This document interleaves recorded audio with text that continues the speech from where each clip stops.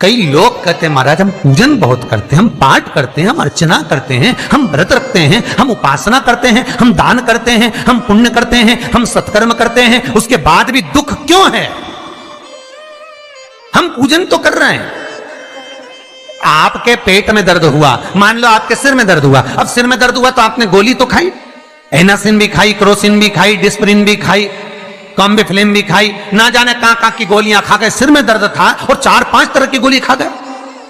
तुमने जब तो गोली खा ली और गोली खाने के बाद तुम्हें थोड़ा सा असर भी हो गया, पर इतनी गोलियां जो खाई है तो बाद में रिएक्शन तो करेगी, कुछ तकलीफ तो देगी, कुछ गर्मी तो करेगी, बीपी शुगर ऊंचा नीचा कर सकती है, आपने पाई। उसी तरह मंत्र, माला, पाठ, जप, अनुष्ठान फल कब देते हैं और फल कब नहीं देते, ये शिव महापुराण की उमा संहिता कह रही है। शिव महापुराण का उमा खंड, पार्वती खंड को अच्छे से पढ़िए तो उसमें बताया है, उसमें वर्णन किया है। हम पाठ करने बैठे, इतनी बड़ी पोथी लेके लोग बैठ जाते हैं, पहले राम रक्षा स्तोत्र पढ़ लिए, फिर ये पढ़ लिए, गीता जी का अध्याय पढ़ लिया, ये पढ़ लिया, ये चालीसा, दुर्गा चालीसा, शिव चालीसा, तांडव, ये मंत्र जप लो, वो मंत्र जप लो, फिर कोई महाराज बता गया वो मंत्र जप लो, फिर कोई महाराज बता गया वो मंत्र जप लो, ये वाला देवता ला के अलमारी में रख लो। इतनी बड़ी पूजन की अलमारी, बस इतनी बड़ी, ज्यादा से ज्यादा होगी तो इतना बड़ा पूजन का घर, कमरा, उसमें इतना सारा देवता।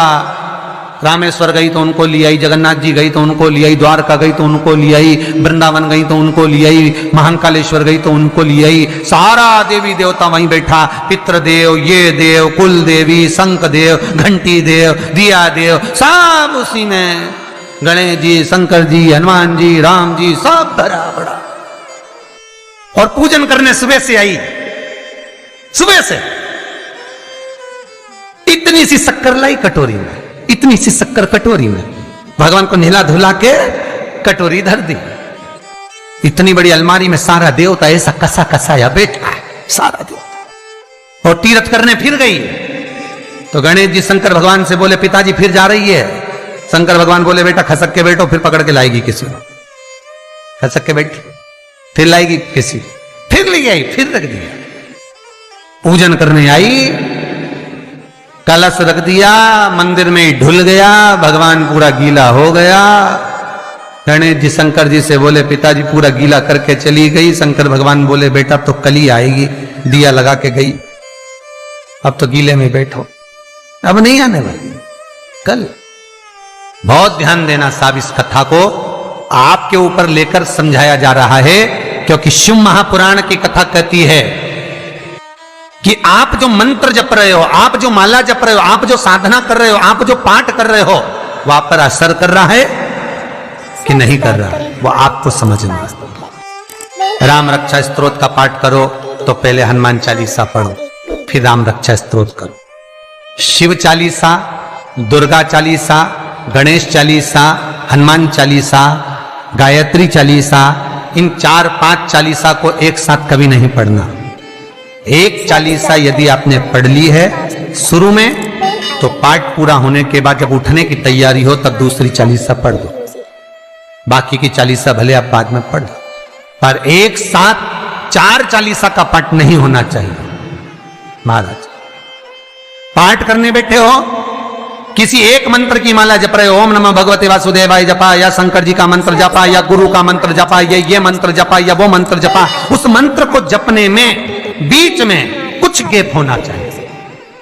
एक साथ रट्टा मार पहले ओम नमः भगवते, ओम नमः भगवते, श्रीमन्नारायण श्रीमन्नारायण, ओम नमः शिवाय, ओम नमः शिवाय, फिर ये जप लो वो जप लो, पूरा पाठ सपाट सब खलास, वो श्रेष्ठ नहीं। कुछ देरी की कोई वस्तु, कोई भोजन आप बनाकर लेकर गए हो, कोई पकवान आप बनाकर लेकर गए हो, कोई फल लेकर गए हो, यदि शिवलिंग पर वो पकवान, वो मिठाई, वो फल टच हो गया तो वो खाने के योग्य नहीं रहता, वो घर पर लेकर मत आना, मंदिर में ही छोड़कर।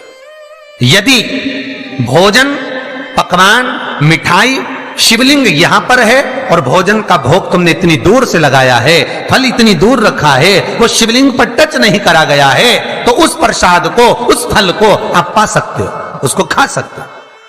पर जो शिवलिंग पर टच हो गया, फिर वो केवल नंदी, श्रृंगी, भृंगी, प्रेतों का, भूतों का, आहूतों का भाग होता है। प्रेत भूत आहूतों का भाग, वो फिर खाने योग्य नहीं है। हां, यदि नर्मदेश्वर महादेव हैं, नर्मदा जी के जल से कोई शिवलिंग प्रकट हुआ है, नर्मदा जी के जल से, कोई कंकर से, नर्मदा के जल से अगर कोई शिवलिंग प्रकट हुआ है, उस शिवलिंग की स्थापना कहीं पर है या आपके घर में है, तो उसको कुछ भी टच हो जाए वो पा सकते हो, पर बाकी के शिवलिंग को स्पर्श किया हुआ नहीं पा सकते। केवल एक नर्मदेश्वर महादेव नर्मदा के जल से प्रकट हुए। कई लोग पूछते हैं ये सांप है कौन, ये सर्प है कौन, तो उसको बताओ, ये भगवान शंकर के गले में जो एक सांप पड़ा हुआ है, ये भगवान विष्णु हैं।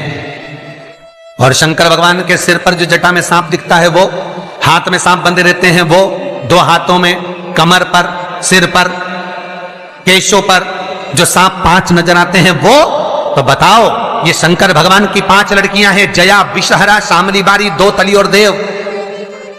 ये 5 लड़कियां भगवान शंकर के इर्द गिर्द घूमती हैं, आस पास भ्रमण करती हैं, सभी ये शिव की बेटियां भगवान शंकर के साथ भ्रमण करती हैं।